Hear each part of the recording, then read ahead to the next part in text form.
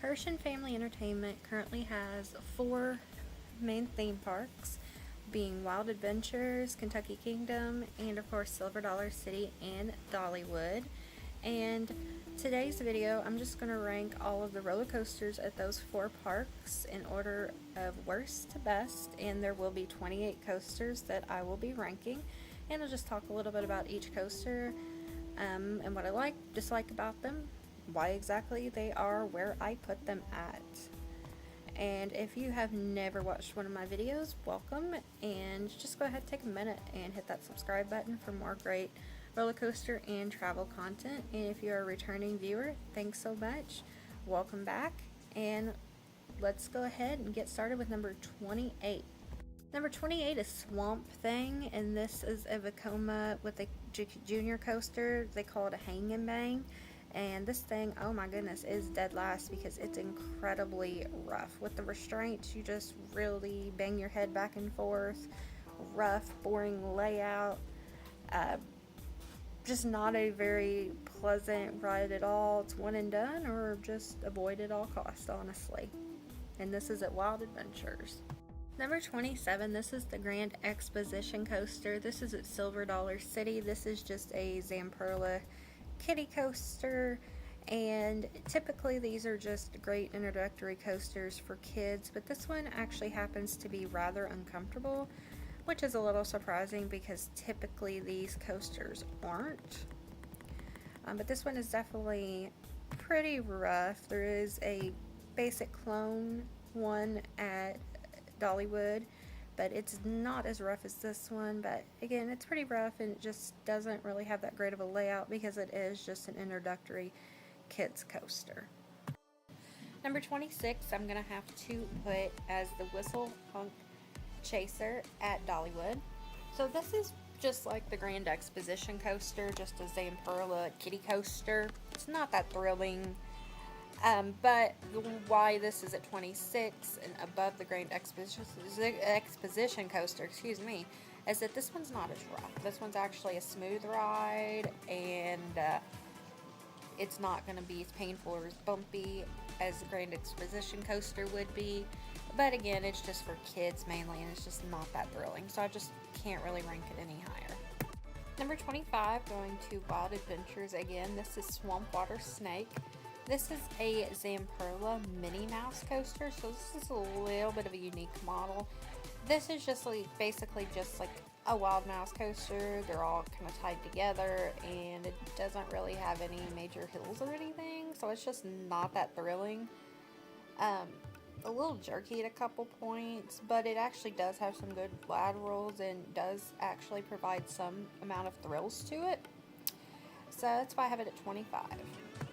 Number 24, this is Outpost Express. This is also at Wild Adventures. So this one is a Vekoma Junior coaster.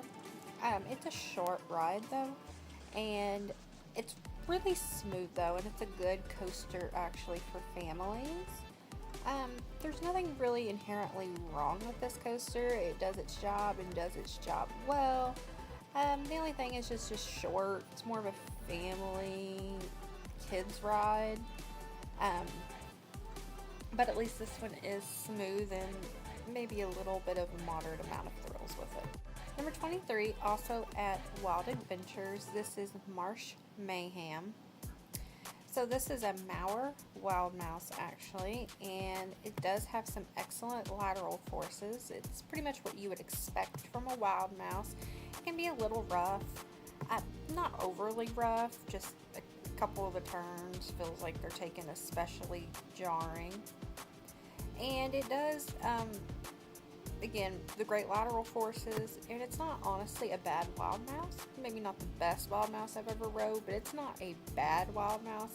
It's not a bad ride, and it just has the classic Wild Mouse layout, but again, you know, it's just not that thrilling of a ride, and a little bit of the roughness is can get to you a little bit, so I just can't place it any higher.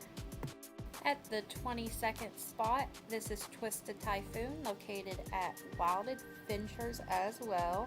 Had a chain of Wild Adventures coasters there. So this is a Vekoma SLC, and for SLC fashion. This one's not super smooth. There is some bumpiness with it. It's not the worst SLC. It's not the best either that I've ever rode. It has a curved first drop and like all SLCs, and that's pretty fun. And riding in the front, it's actually pretty good. It's not terribly rough or anything in the front like it is in the back, and it does have a pretty good color scheme. Other than that, just kind of a forgettable ride.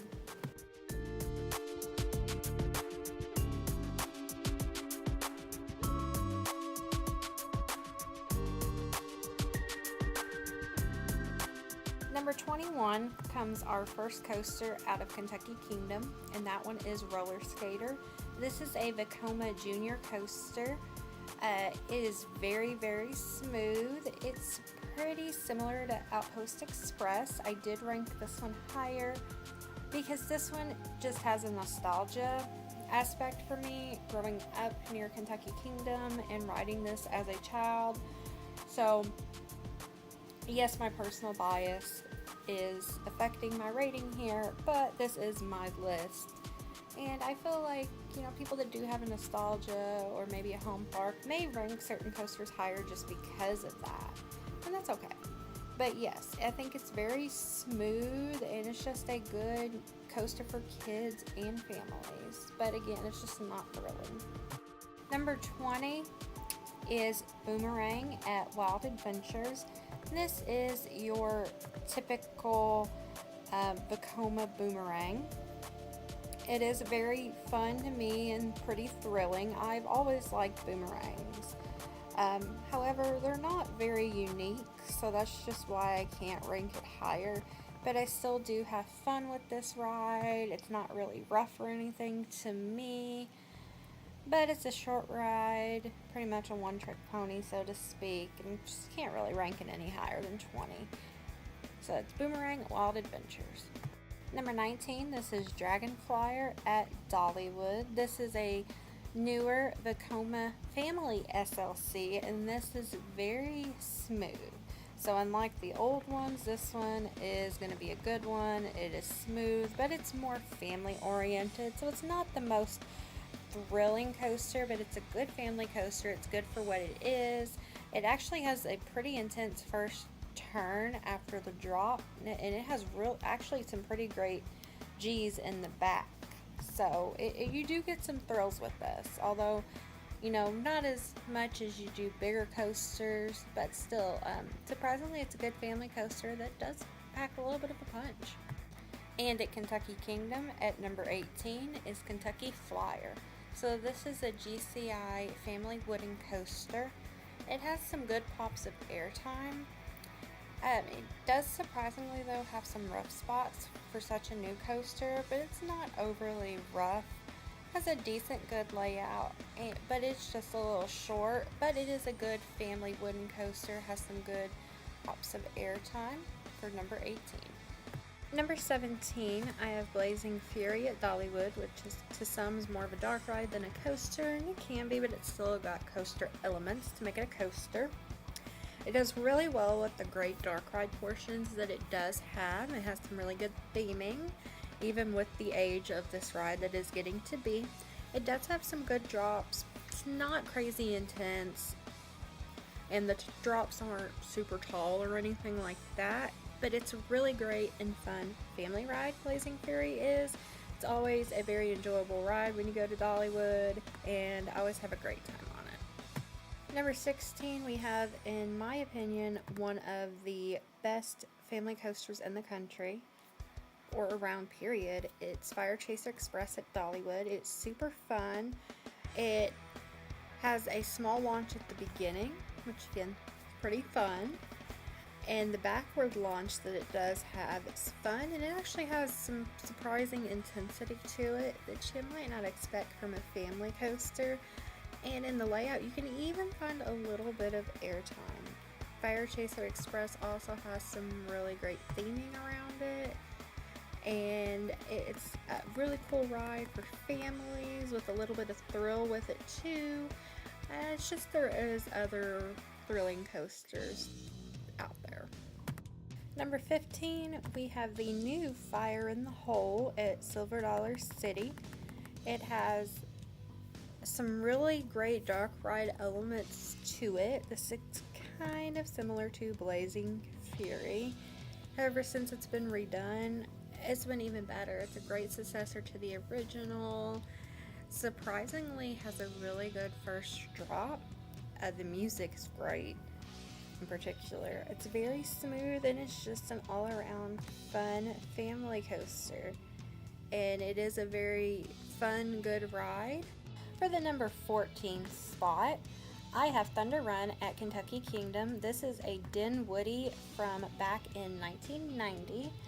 However, just because this is a Dinwiddie, even though most of them have a reputation for being really rough, this one is just a little jerky, but it's actually really smooth for a Din coaster, and I don't really find it rough. A little jerky, not rough. So the first 3 hills have some pretty good hair time with them, and the first half does have a better layout, and then the second half, this is still a pretty solid wooden coaster. It's a pretty good ride. Wish it had a better second half, but I do appreciate the ride for what it is. So moving on to number 13, it's Thunderation at Silver Dollar City. This is one of Arrow's later mine trains, so one of their more newer ones. Therefore, may not be quite as rough as some of them. However, this one's still a little janky, as most Arrows are. It's a very creative layout, really pretty setting in the woods, honestly quite beautiful.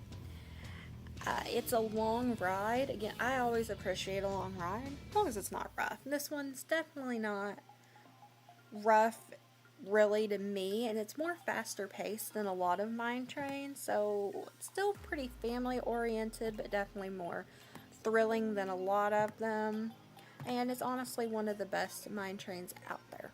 Going back to Dollywood for number 12 with Big Bear Mountain. This is Dollywood's newest coaster. This is from Vekoma, and it is classified as a family coaster, but this one is really fun, and it has lots of thrills for a family coaster, or just lots of thrills for a coaster in general. It's very fun. It's a long ride, and it is a triple launched roller coaster. Now granted, those launches are not going to be as strong as, say, something like Storm Runner or Accelerator, but still very fun. And they're pretty quite punchy, actually, for a family coaster. The second half of this coaster has a surprising amount of intensity, and you do get some nice floater airtime throughout. So this coaster is just very surprising for a family coaster, and I think it's just a really great coaster overall. Staying at Dollywood for number 11 is Mystery Mine. So Mystery Mine is a Gerstlauer Eurofighter. It has some really fun theming with it. The dark ride section in particular is great, and I like the 90-degree lift hill that Mystery Mine provides. I've had some rides on this thing that have been kind of rough and maybe not super comfortable, but the good rides that I have had are pretty good, and especially I love the ending. The ending is very unique. It has a wonderful drop and a pretty unique set of inversions that you don't really see in a lot of coasters, that I think makes Mystery Mine shine, and that's why I have it at number 11. For number 10, I have Tennessee Tornado, also at Dollywood, and this is one of Arrow's last loopers, and it's very smooth for an Arrow looper. Absolutely one of the best out there, if not the best. The loop is huge. The only con with the ride is it's just a bit short. But the ride is very intense. The loops pull great positive G's, and it has a really good first drop into that tunnel. It's just a shame that Arrow didn't stay around longer, because I can only imagine what they would have done today. At number 9 is Thunderhead, which is also at Dollywood. This is a GCI ride. With the recent retracking, it's really brought it up in my rankings, because before it actually had at least the second half last time was really kind of rough and uncomfortable, but now it's not like that. It has amazing pops of airtime and is really good pacing. I do enjoy the GCI curved first drop that GCI is known for. Just in general, there's just lots of airtime throughout, and it feels out of control in the best way possible. The smoothing out for this coaster was definitely needed, and I'm so glad that happened for it. Number 8 here, I have Wildfire at Silver Dollar City, so not at Dollywood for this one. Wildfire has a wonderful scenic location with the trees, the woods, the terrain nearby, especially the view you get while up at the top of the lift hill. It has an incredible first drop. It's smooth. This is one of the most underrated B&M coasters out there. It has really good airtime, particularly in the back is where I personally find the really good airtime and prefer it.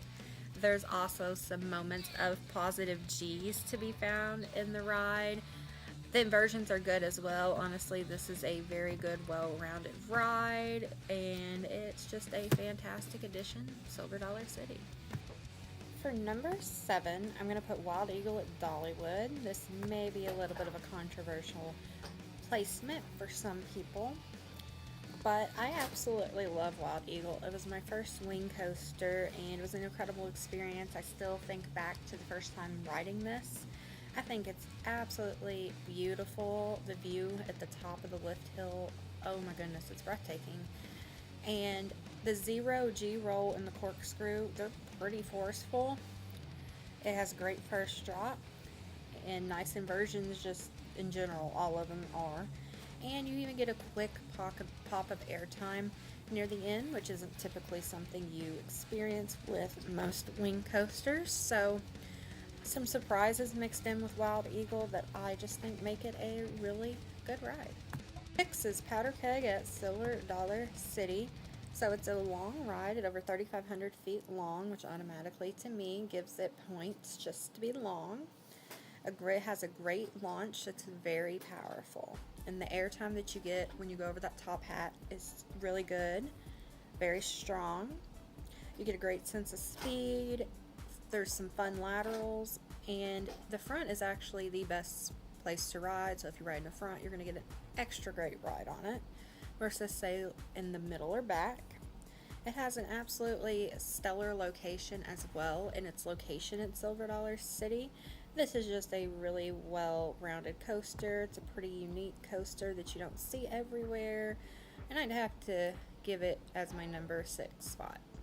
We're on to the top 5 and showing back up at a Kentucky Kingdom for Lightning Run.